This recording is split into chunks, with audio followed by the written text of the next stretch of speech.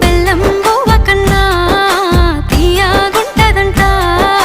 ఎన్నడూ నాడు ఫోను చేసి బాగున్నావన్నవంటే ఏడాది ఎండల్లో ఉంటేనై మోస్తున్న నా బతుకు కష్టాలని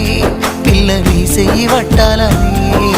నల్లని సీకట్లో ఒకదాన్నే కూసున్న దిక్కులేని పచ్చినయ్యి బావా నువ్వెప్పుడొస్తావని ఏళ్ళైపోతుండే పిల్ల ఎన్నెలొచ్చింది మన బతుకులా ఏలైపోతుండే పిల్ల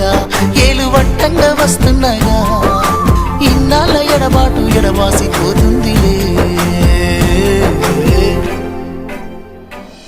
ఈ సీనయ్య గుండున్నదే సినదారా నీ కోసము